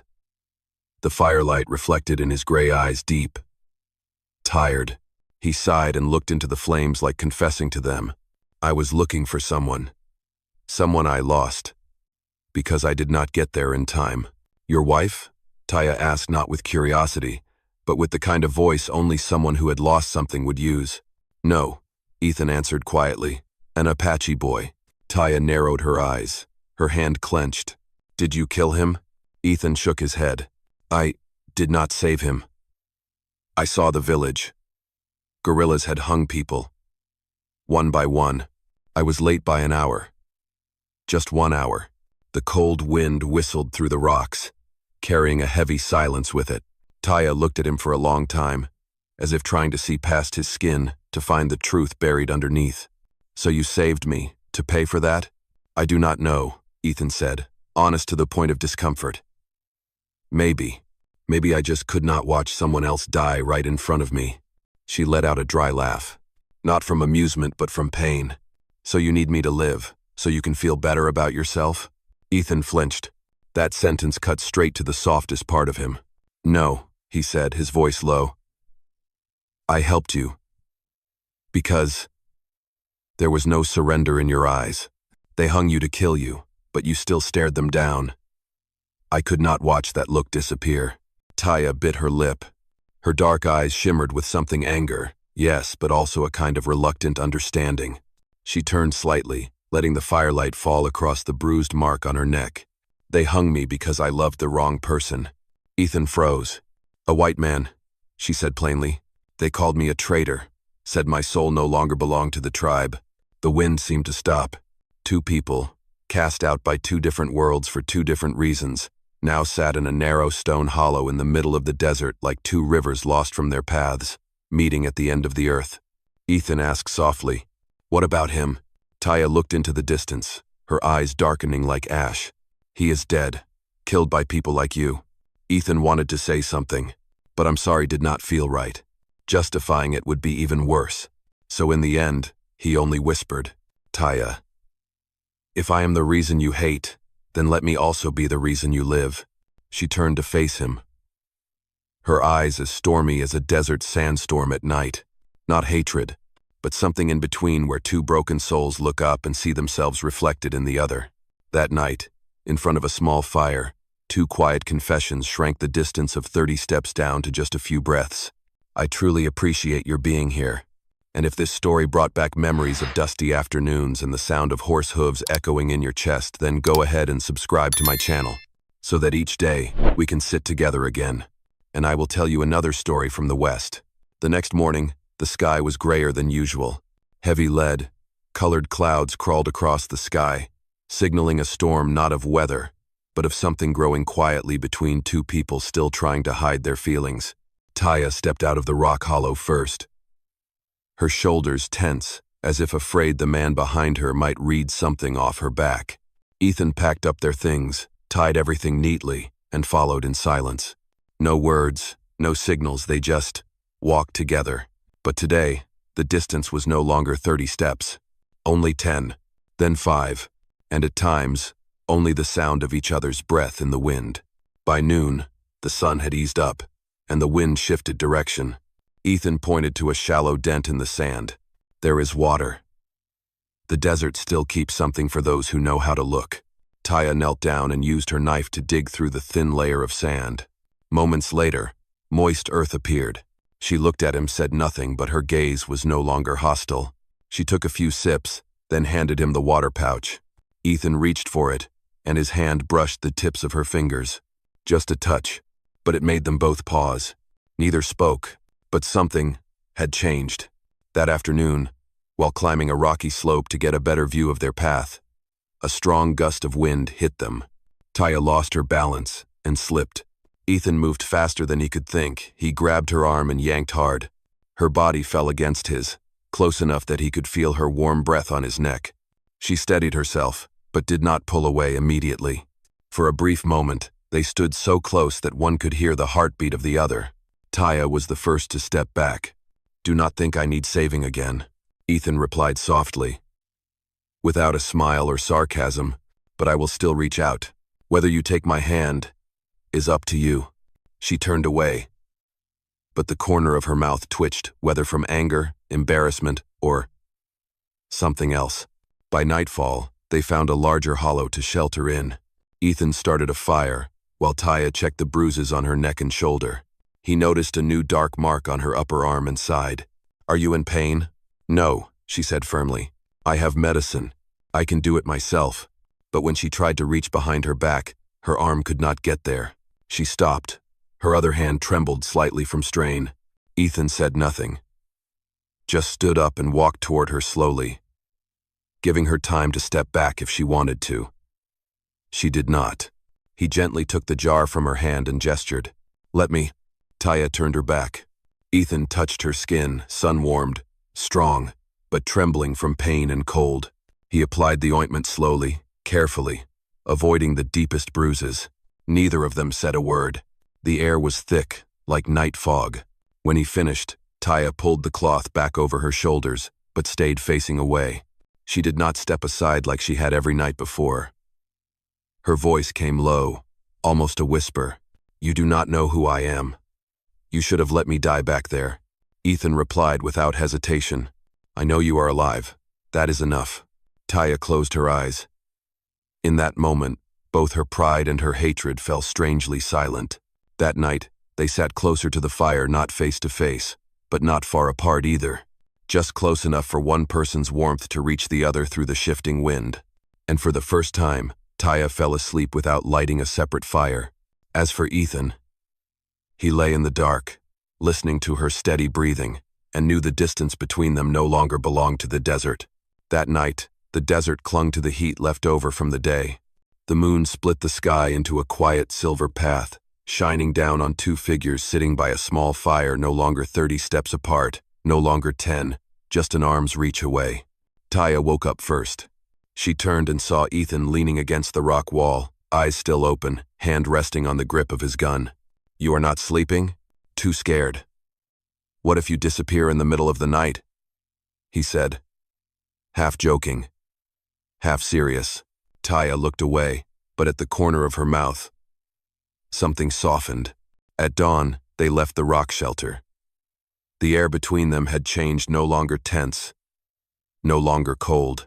They walked side by side, sometimes with their shoulders nearly touching. Taya asked quietly, Are you really not afraid of me? Ethan gave a small smile. If you wanted to kill me, you would have done it on the first day. She looked at him longer than usual with eyes that no one could quite read.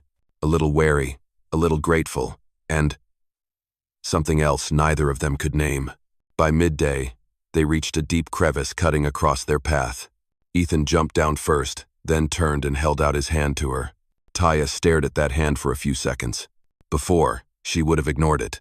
But today, she placed her hand in his. When his large hand closed around her strong wrist, they both paused. No words. No need. That evening, they took shelter beneath a low stone overhang. The sky had no moon. The wind blew cold and sharp. Ethan lit the fire, while Taya sat a short distance away, but not as far as usual. For reasons he could not explain, his heart beat faster than normal. Tomorrow, Taya said softly, when the sun rises, I will leave. Ethan clenched his fists, trying to keep his voice calm. I know. She turned to look at him through the flickering firelight. You pulled me down from that noose, not to keep me. I do not owe you anything. I never said you did. But you followed me, protected me. Ethan opened his mouth, but no words came. The truth was too difficult to say, and maybe she already knew. At midnight, Taya picked up the water pouch and stepped out of the shelter. Ethan noticed instantly. He followed. She stood at the edge of a rocky slope, her back to him, black hair flying like torn strips of night in the wind. Taya! Ethan called out. Do not follow. I cannot. She turned around. The campfire light cast shadows on her cheekbones, on the bruises, on the rope marks around her neck. But in her eyes, there was no more hatred, only a strange fear, like she was afraid of something larger than the desert, larger than herself. Ethan stepped closer. When they stood face to face, separated by a single breath, Taya whispered, If you touch me, I will not stop you. Ethan could no longer hold the distance. He reached up and touched her cheek gently, like asking for permission. She did not step back. She did not push him away. Instead, her strong hands grabbed his shirt and pulled him down. And there, on the wind-swept ridge, they kissed not the kiss of perfect love, but the kiss of two souls that had almost died. finding each other in a moment right before parting. The kiss of two people who both believed that by morning they would say goodbye. But that night, neither of them slept. Neither of them spoke again. There was only the scent of fire, the sound of wind, and the mingled breath between them, a confession left unspoken. Morning would come, and with it, the final choice. Dawn rose slowly, as if trying to delay the inevitable. The first rays of light slid over the edge of the rocks, shining on two figures still sitting back to back after a sleepless night. No words were spoken. Only silence, stretched tight like a bowstring ready to snap. Taya stood first. She tightened the strap on her water pouch, hiding the slight tremble in her hand. The cold morning wind brushed against her sun-darkened skin, exposing the bruises, the rope marks still etched into her neck. But her eyes, fierce, unbroken, looked as if last night's vulnerability had never happened. Ethan watched her from a distance. He did not call out, did not try to stop her.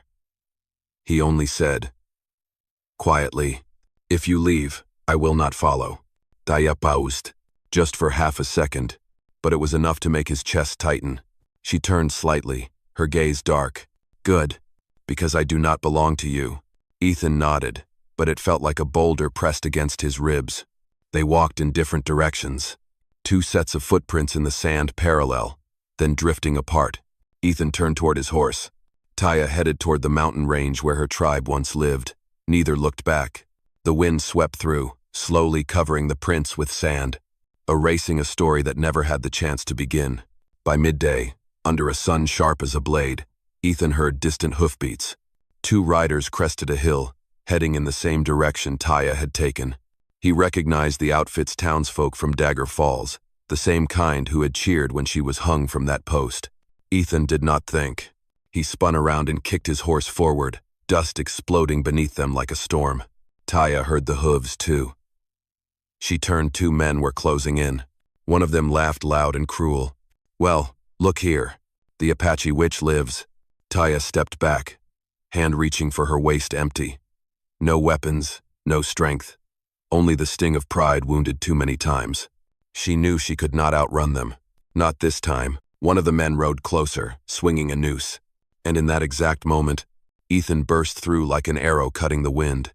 His horse crashed into the two riders, throwing one to the ground. Ethan leapt from the saddle, his fist crashing into the second man with such force that sand exploded around them. Taya stood frozen, not because she was weak, but because she never thought he would come back. Ethan was panting, sweat mixing with desert dust. He looked at her, no judgment, no question. "They do not get to touch you again." Taya gritted her teeth. "You did not have to do that." "I know," he said. "But I wanted to." For the first time, her gaze wavered. Not in anger, but in something that looked like fear of being cared for. They stood in silence for a long time. Wind passed between them, carrying the midday heat and something unnamed. Finally, Taya spoke, her voice low. "Do not walk ahead, walk beside me." Ethan nodded. No smile, but his eyes softened softer than the desert had ever been. They walked forward, shoulder to shoulder, their shadows long on the golden sand. No more 30 steps, no more distance. And the greatest gap, the one between two guarded hearts, had begun to melt away in the quiet of the desert. Evening settled slowly, painting the desert in deep shades of copper red. They walked side by side, neither speaking, but their breaths moved in the same rhythm. The wind carried the scent of sun-baked earth and a hint of distant moisture, brushing gently over the rope scar on Taya's neck, over the old wounds on Ethan's arms, as if the desert itself was trying to soothe them both. As the sun dipped low, becoming a band of fire along the horizon, Taya stopped. Ahead of them, the desert ended, replaced by a small valley of cacti, sagebrush, and a narrow path leading toward Apache land. The glow of dusk lit her face, and her dark eyes seemed impossibly deep. "From here, you should not follow," she said. Ethan heard her voice and knew this moment was coming. "You want to return to the tribe?" "I have to," Taya replied, her voice unsteady.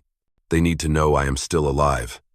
And they need an explanation." Ethan asked nothing more. He knew too well what it meant to face the past. Taya drew a long breath, gathering courage.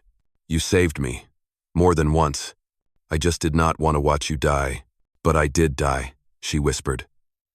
The day they hung me on that post. What you see is just a shell. Ethan shook his head, his voice steady, solid like the ground beneath them. No, I saw someone stronger than anyone I have ever met. Taya turned away, but not fast enough to hide the crack in her eyes. They made camp one last time on a flat stretch of stone. No words, no touch. But everything felt different, warm, deep, slow. Like an invisible thread between them had finally pulled taut after days of quiet tension. When full night fell, Taya sat close to the fire, her broad shoulders casting long shadows on the rock wall. Light shimmered on the wounds across her body like pieces of a broken moon. Ethan sat a few steps away. At last, it was Taya who broke the silence. Why do you keep that distance, even now, when I no longer push you away? Ethan stared into the flames. Because if I come too close, I will not be able to leave. Taya let out a sad laugh, the first one that did not sound like a blade. I'm afraid of that. Afraid of what? Afraid that I might want you to stay. Ethan looked up, and when the firelight danced in her dark eyes, he knew this was a moment that would follow him for the rest of his life. He stepped closer this time, without hesitation. Taya did not pull away. She only drew a sharp breath, like bracing for a blow. But when his hand touched her strong back, her body trembled in a different way. Not from pain, not from resistance, but like someone who had gone too long without being touched with care. Ethan whispered, "You belong where your heart chooses, not where others demand you return." Tears, the kind she had sworn never to shed in front of a man, slid down in silence. Taya leaned her forehead against his chest. If I go, will you blame me? No. If I stay, will you try to keep me? Ethan took her hand and pressed it to his heart. I will not keep you, but I will walk beside you. Taya closed her eyes, her breathing slowed. In that moment, she was no longer a prisoner of the desert, no longer the Apache witch hung in shame. She was simply a woman who had found a quiet place to rest for the first time in her life. When morning came, no goodbyes were said. None were needed. Taya faced the direction of her people. Ethan stood behind her, not too close, but not walking away. She took one step, then paused. The wind tossed her hair, carrying her voice like a whisper in the breeze. Ethan, will you walk with me for a while? He smiled, one of those rare smiles, warm like early summer sunlight. For a while? For a while, she repeated, and they walked on, shoulder to shoulder, toward a path that might divide their fates, or perhaps weave them together. And for the first time in a long time, the desert did not feel so cruel. My friends, love in the Wild West does not come from pretty words or promises. It is built in the footsteps taken side by side, through hot winds and cold nights. It is the courage to reach for another soul, and the strength to let them choose their own path. In this land of dust and ruin, love becomes a shelter, a reason for two hearts to keep on living. In the end, I only hope you find peace and happiness. I love you all. Dear audience of Wild West storytelling, let me know what you thought about this story. Leave a comment below. Press the number 8 if you liked it. And do not forget to subscribe for more powerful stories from the Wild West.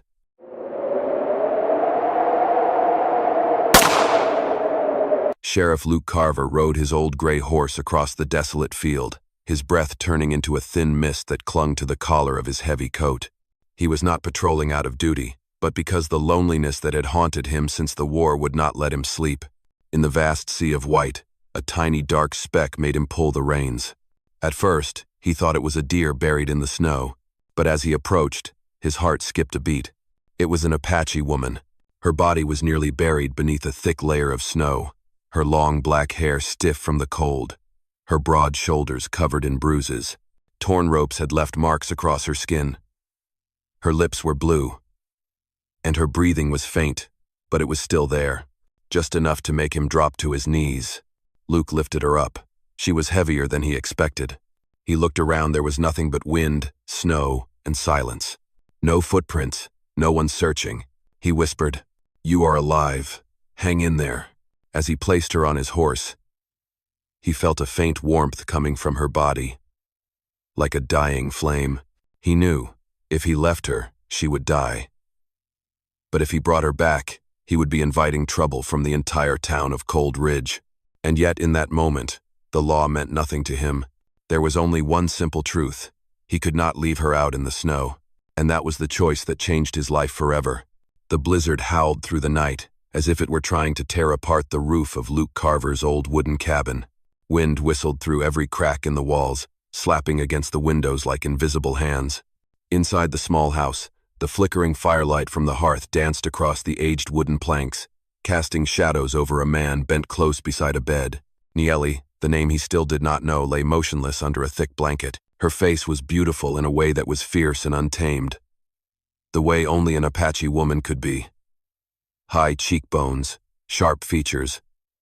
But now all of it was covered in the pale purple of cold and exhaustion. Luke checked the rough bandages he had just wrapped around the wounds on her back and side. Whip marks, bruises, and torn skin. It was clear she had escaped from hell. He poured hot water into a small bottle and placed it near the foot of the bed to warm the air. Every movement was slow and gentle, as if even the smallest sound might shatter her. Near midnight, she jolted upright, not awake but panicked. Her body sprang up like a cornered animal, her eyes wide, dark, and full of terror. She grabbed the small knife Luke had left on the table, backing into the wall, her broad shoulders trembling. Luke raised both hands, his voice low and deep like the earth itself. "I am not going to hurt you. You are safe." But she did not believe him. Her strong body kept shaking, frozen with fear. Her eyes carried the hopelessness of someone who had been treated like a thing, hunted, betrayed by people. Luke slowly stepped back. He set the knife down, far from himself. Then he opened the door, letting the freezing wind rush in just to prove he was not keeping her prisoner. "If you want to leave, I will not stop you." His voice was honest, without a trace of deceit. She looked at the open door, at the black storm raging outside, then back at him. Slowly, very slowly. Her hand released the knife. That was the first signal.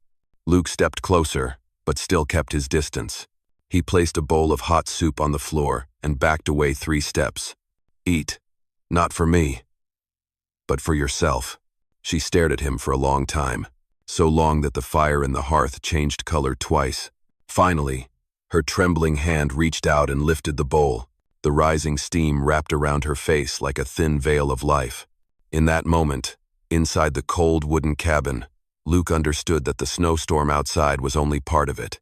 The storm inside her was far greater, and he would have to learn how to move gently through it.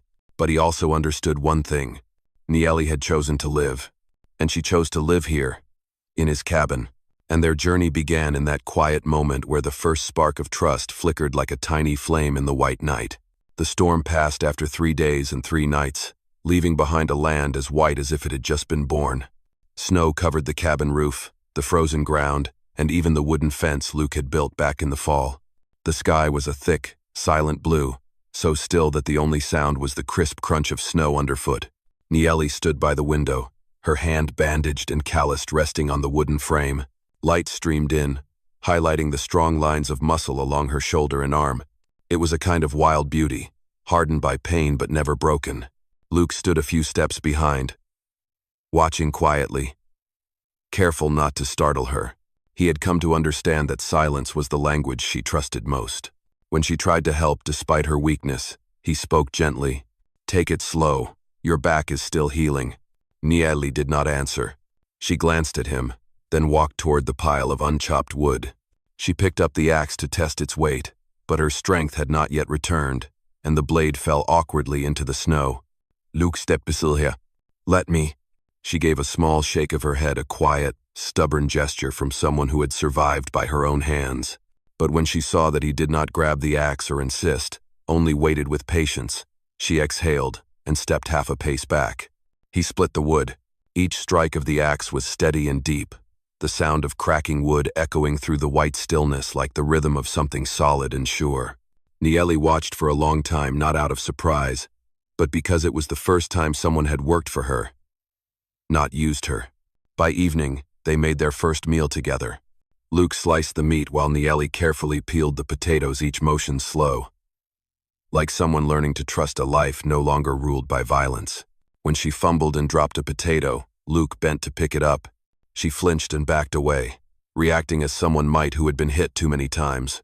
But Luke only smiled softly, saying nothing at all. That night, the wind whispered gently outside the porch. Nieli sat near the fireplace, her knees pulled up to her chest, her dark eyes reflecting the flames. Luke placed a cup of hot tea beside her, then stepped back as he always did. For the first time, she spoke. "Why did you help me?" Her voice was rough, like it had been locked away in darkness too long. Luke gave a slight shrug. "Because no one deserves to die alone in the snow."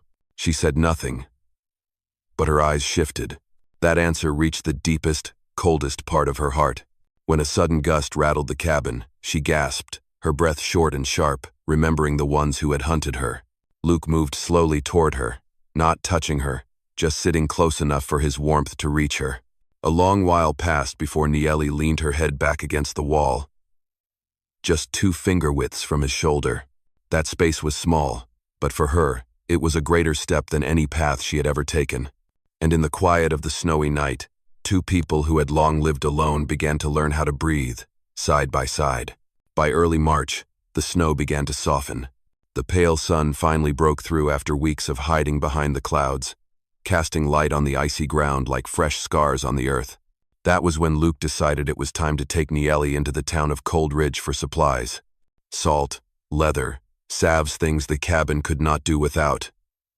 Even though winter was far from over, Nieli stood in the doorway, eyeing the horse tied outside. Bruises still marked her neck and arms, but her solid frame had started to recover. Her eyes were wary, like every shadow might be hiding a hunter. Luke saw it in her and spoke gently. "I will be by your side the whole way. No one will lay a hand on you." She did not answer, but she took the leather coat he offered and followed him into the yard. The road into town stretched 4 miles, a white trail fading into the horizon. They rode together on one horse, not out of romance, but because Nieli was still too weak to ride alone. Seated behind him, her hands rested on the saddle, careful not to touch him. Luke could feel her breath behind him, trembling every time the cold wind cut through. When they reached Cold Ridge, silence hung thick in the air, like the frozen crust on the stream. The men outside the saloon stopped sweeping snow. A shopkeeper stared through her window, eyes wide. 2 children playing in the snow were immediately pulled inside by their mother. Every gaze fell on Nieli not with curiosity, but with fear and contempt. Luke had expected that, but Nieli had not. She stepped down from the horse, her shoulders shrinking instinctively, like a blade had been pressed to her throat. Townsfolk stepped back, staring at her like she carried disease. Luke walked close beside her, his hand resting on the handle of his revolver not as a threat, but as a warning. Inside the general store, Old Man Barnes looked at them like he had just seen the devil's shadow. "I do not sell to her kind," he said, pointing straight at Nieli. Luke answered with a voice low and steady, like stones dropping into a deep well. "You sell to me, she is with me." Barnes clenched his jaw but still picked up each item, his hands trembling slightly. Everyone in the store held their breath.